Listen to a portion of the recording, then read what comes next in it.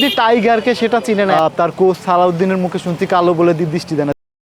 বাংলাদেশ যেভাবে তাদের Asia cup mission শেষ করলো, সেই জায়গাটায় কোন জায়গাটা একটু আমরা টাচ আপ করতে পারি, কোন জায়গাটা নিয়ে আমাদের প্রাপ্তি কী আর আমাদের অপ্রাপ্তি কী। অপ্রাপ্তির হিসাবটা আগে করি, কারণ ব্যর্থতার জায়গাটা যখন ভারী। আমি একটা ব্যাটসম্যানকে নিয়ে বারবার বলতে চাই, সেটা হচ্ছে মিস্টার তৌহিদ হৃদয়।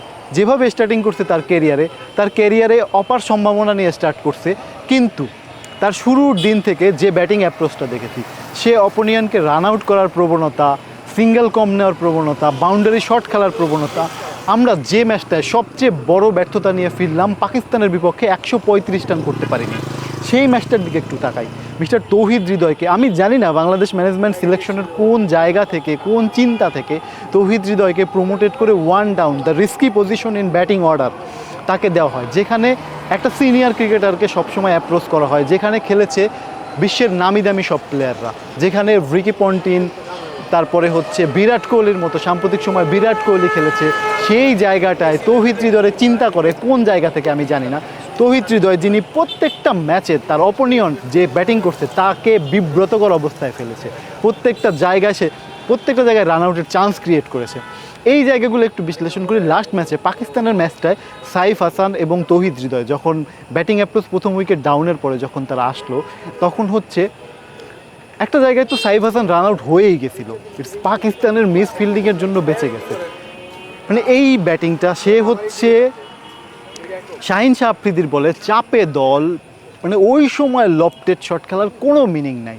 এরপরে আরেকজন দানব্য captain of Bangladesh cricket team Jaker Ali অনেক, যাকে নিয়ে বলার কিছু নাই। বাংলাদেশের মাটিতে রানের ফুলচুরি, কিন্তু বিদেশের মাটিতে যেগুলো হচ্ছে এটা আসলে হাস্যকর।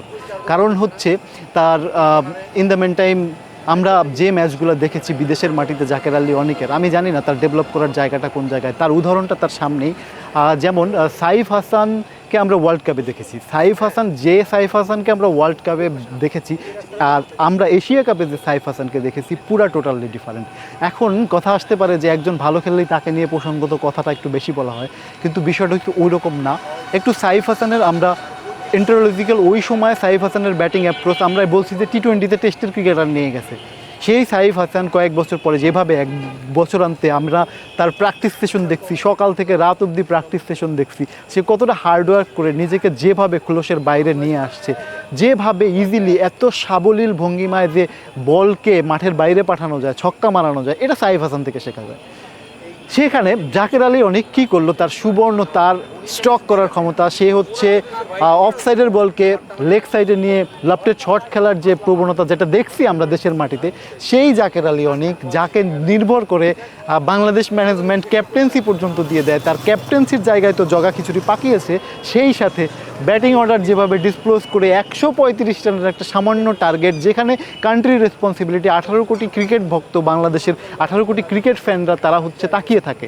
পাকিস্তানি ক্রিকেটাররা টিটকারি মারে, শাহিন শাহ আফ্রিদি টাইগারকে সেটা চিনে না, এত বছর তার ক্রিকেট ক্যারিয়ার। কেন এটার জন্য দায়ী কার? এটার জন্য দায়ী মিস্টার জাকের আলী অনেক, মিস্টার তৌহিদ হৃদয়। এটা বলতে আমাদের কোনো দ্বিধা নাই। এদেরকে ক্রিকেটীয় যে মেধা বা ক্রিকেটীয় যে মেধা মনন হওয়া দরকার, সেটা কি আসলে আমাদের ক্রিকেটারদের থেকে পাচ্ছি? আমার কাছে মনে হয় না। তৌহিদ হৃদয়কে আরও খোলস ছেড়ে বের হতে হবে, তৌহিদ হৃদয়কে তার ভাবগাম্ভীর্য ফেলে দিয়ে একটু ক্রিকেটে মনোনিবেশ করতে হবে। জাকের আলী অনেক খুব স্ট্রাগল করে উঠে আসছে, খুব মানে আমরা তার কোচ সালাউদ্দিনের মুখে শুনছি কালো বলে দৃষ্টি দেয় না। দৃষ্টি দিয়ে লাভ কি ভাই? দিন শেষে কালিমা লেপান বাংলাদেশ ক্রিকেট টিমের উপরে। এটা নিয়ে যতই ব্যাখ্যা করব ততই বাজে অবস্থা। ঠিক আছে, আফগানিস্তান সিরিজ সামনে, সবার জন্য শুভকামনা।